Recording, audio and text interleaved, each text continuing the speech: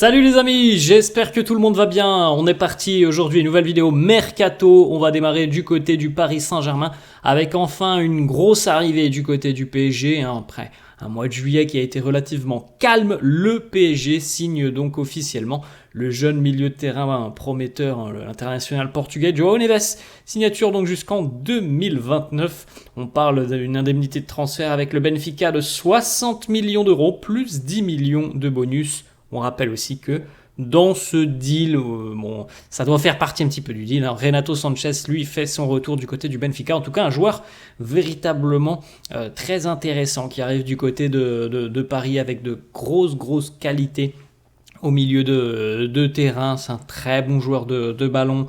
Il lit très bien le jeu, il parcourt énormément de terrain. C'est quelqu'un qui fait beaucoup de courses, beaucoup d'efforts. C'est vraiment un super profil, João Neves. Il est loué par tous ses entraîneurs, par tous ses coéquipiers. Donc voilà, une bien belle arrivée pour le Paris Saint-Germain. On enchaîne, on va du côté de River Plate en Argentine. Il fait son retour au pays.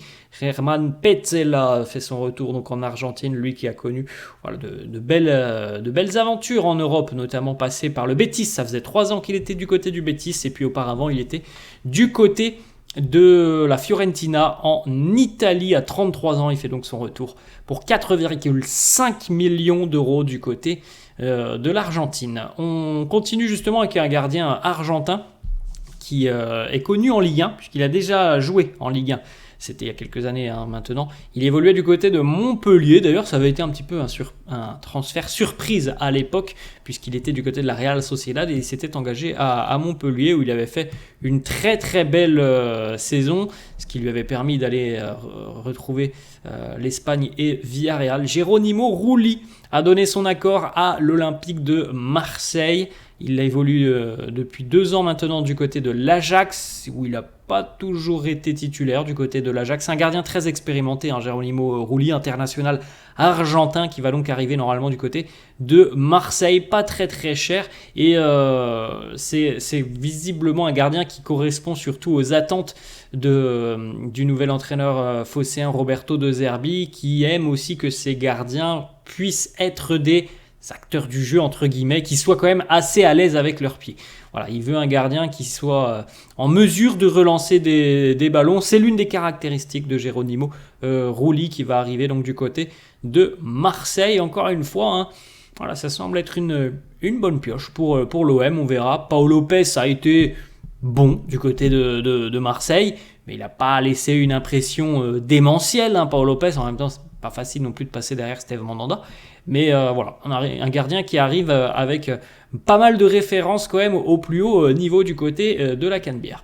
On poursuit les amis, on va du côté du Stade Malherbe de Caen. Alors c'est assez rare qu'on parle d'un club de Ligue 2, mais peut-être qu'on en parlera plus maintenant, puisque Caen, on rappelle, a été racheté il y a une dizaine de jours. En tout cas, Kylian Mbappé a investi dans le Stade Malherbe de Caen et a racheté des parts du club. Et on a une belle arrivée côté canet d'un joueur là aussi très expérimenté, un ancien international français, Yann M'Vila, qui s'engage avec le Stade Malherbe de Caen. Lui qui a connu 3 saisons notamment du côté de l'Olympiakos en Grèce. Yann M'Vila qui il y a quelques années encore était du côté de Saint-Etienne. J'ai oublié son ancien club, là, son dernier club où il a passé 1 an. J'ai un petit trou, je sais qu'il a fait 3 ans du côté de la Grèce et cette année il était dans un autre club, mais j'ai oublié, donc je vais pas pouvoir vous le donner. En tout cas voilà, c'est un joueur très expérimenté. Yann M'Vila, je crois qu'il a 34 ans me semble-t-il, donc il arrive en Ligue 2 avec le projet côté Malherbe, c'est évidemment de retrouver la Ligue 1 le plus rapidement possible. On enchaîne, on va du côté du Paris Saint-Germain. Les premières discussions sont en cours entre le PSG et Manchester United pour Jadon Sancho, puisque on a vu depuis quelques semaines le PSG aller sur plusieurs dossiers, Sancho, Nico Williams, Julian Alvarez. On va pas se mentir, Julian Alvarez c'est mort, Nico Williams c'est quasiment mort, je pense que c'est 99% mort. Donc il faut maintenant passer à d'autres choses, à d'autres dossiers. Et il y a le dossier Sancho qui est toujours présent. L'attaquant anglais d'ailleurs est très intéressé à l'idée de jouer au Paris Saint-Germain. Donc on sait qu'il avait déjà donné son accord depuis quelques jours maintenant au Paris Saint-Germain. Les négociations ont donc démarré entre le PSG et Manchester United pour l'attaquant Jadon Sancho. On enchaîne, on va du côté de l'Olympique de Marseille.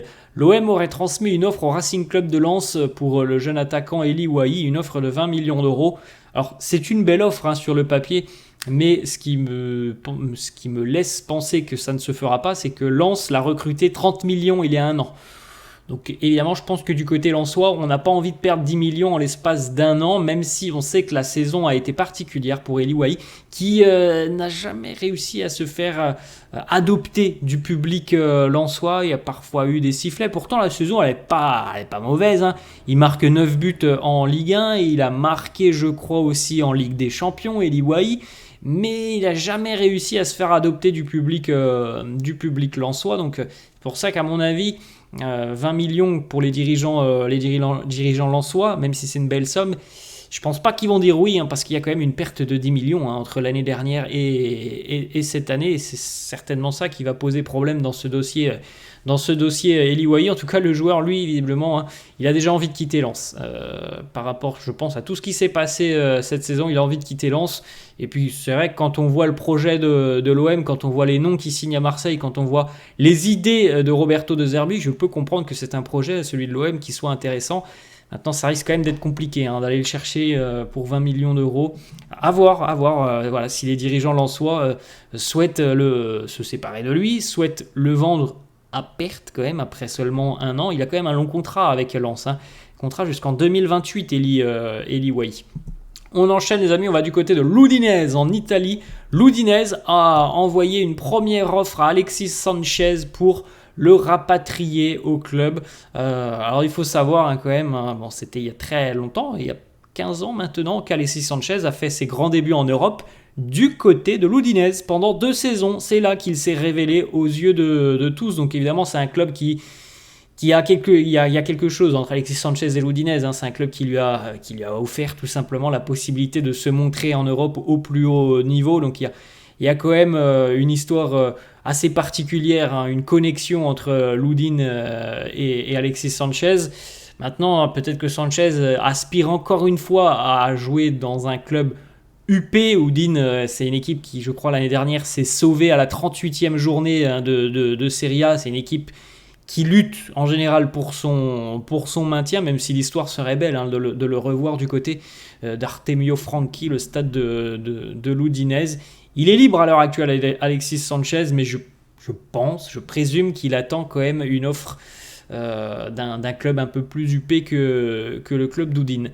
On enchaîne les amis du côté du Paris Saint-Germain. Le défenseur équatorien William Pacho, va s'engager du côté du PSG. Le Herwigo est en place entre le PSG et l'Eintracht Francfort. Alors l'année dernière c'était Kolo Muani, cette fois-ci c'est Pacho.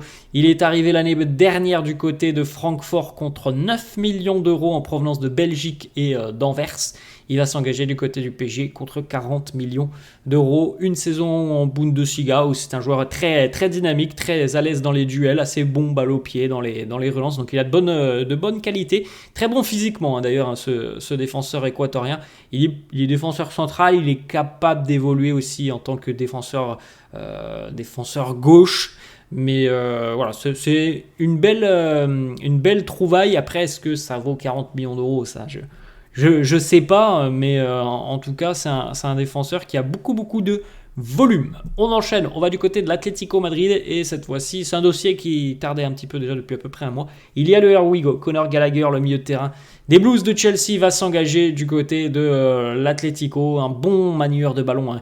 Il est à l'aise techniquement, et c'est quelqu'un qui vraiment est aussi physiquement très impressionnant. Conor Gallagher, un gros travailleur, gros bosseur. Je pense sincèrement que ça peut le faire du côté de l'Atlético avec Diego Simeone. On parle de 42 millions d'euros l'indemnité pour les Blues de Chelsea, donc une belle vente pour les Blues. Après, moi personnellement, je ne comprends pas pourquoi Chelsea le vend. J'aime beaucoup le profil du joueur. Je pense qu'il fera les beaux jours de l'Atlético. On enchaîne, on va du côté du Stade Rennais. Bon, on en parlait déjà depuis quelques jours, c'est désormais officiel. Hans Hateboer, le néerlandais, s'engage du côté du Stade Rennais. C'est pas cher, hein, 2 millions d'euros en provenance de l'Atalanta pour un joueur très très très expérimenté. Il a la trentaine, Hans Hateboer. Il est capable d'évoluer en défense, il est capable d'évoluer même un petit peu plus haut.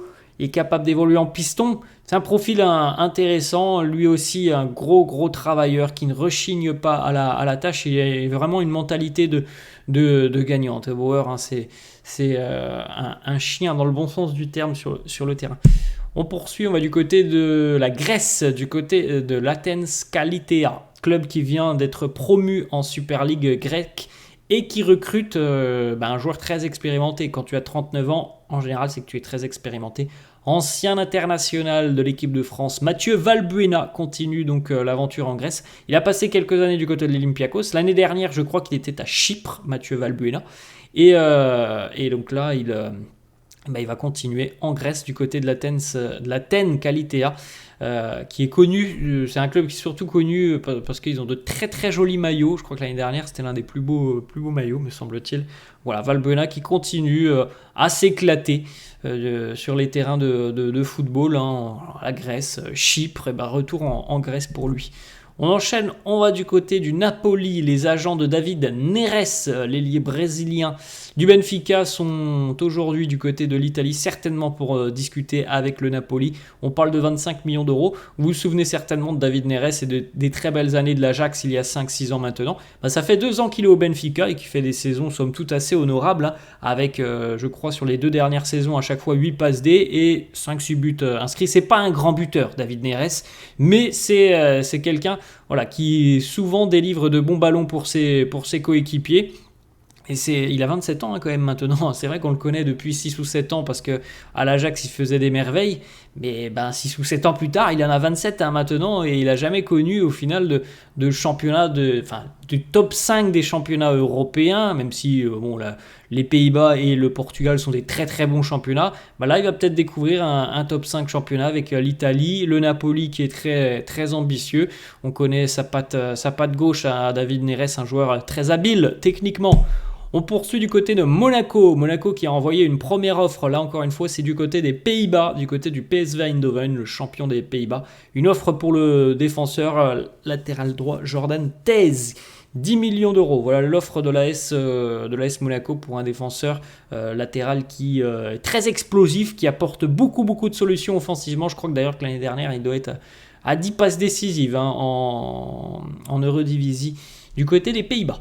On va se retourner cette fois-ci, les amis, du côté de Chelsea. Alors, ça faisait partie, c'était par rapport à tous les dossiers que l'on avait depuis quelques jours, le dossier Julian Alvarez, le dossier Conor Gallagher. En fait, c'était un petit peu un dossier des chaises musicales. Donc, voilà, Chelsea va recevoir les 42 millions de Conor Gallagher et cet argent va tout de suite être réinvesti avec l'Atlético, puisqu'il va arriver en provenance de l'Atlético l'attaquant Samu Omorodion, qui s'engage donc avec les Blues de Chelsea. Encore une fois, c'est un attaquant qui est très très jeune, qui l'année dernière était prêté du côté du Deportivo Alavés. Il a fait une très très belle saison.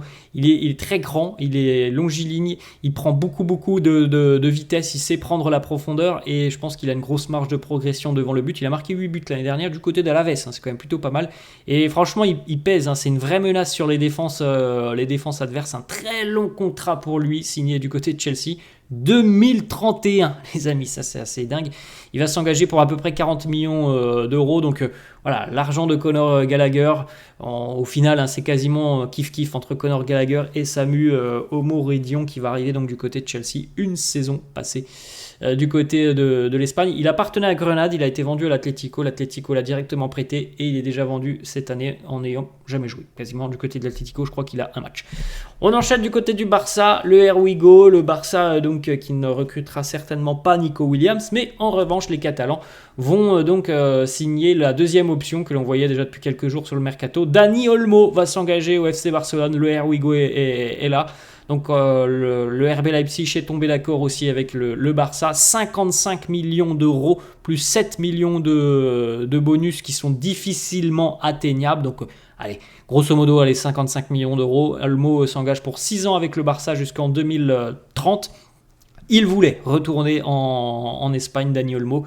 Eh bien, voilà, il revient avec un statut important. Hein. C'est pas tout à fait le même joueur qu'il y a quelques années maintenant. Donc, il va avoir un petit peu de pression sur les épaules. Mais on l'a vu, franchement, il a fait un super Euro. Il a fait une très belle année avec le RB Leipzig. Donc, c'était peut-être le très bon moment pour lui pour revenir en Espagne et pour aller voilà, se montrer à nouveau chez lui, hein, dans son pays.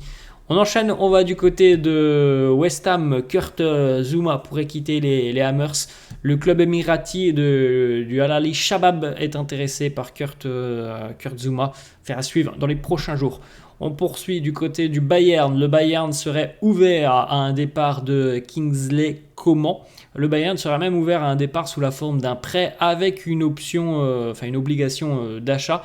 Il y a déjà des discussions, semblerait-il, avec le Paris Saint-Germain pour un retour de Kingsley du côté du PSG. Alors moi, personnellement, retour de Kingsley au PSG, hein, je dis oui, je suis très favorable. J'adore le joueur. Moi, j'adore le joueur, malheureusement. Beaucoup de pépins physiques pour Kingsley Coman qui est relativement fragile, mais selon moi, c'est quelqu'un qui fait des différences colossales sur un terrain, Kingsley Coman. Et le revoir du côté de Paris, ça serait avec grand plaisir. On poursuit, on va du côté de l'Angleterre. Brighton semble être intéressé par Mats Hummels, qui on rappelle est toujours libre à l'heure actuelle, même s'il y avait eu des discussions avec Bologne.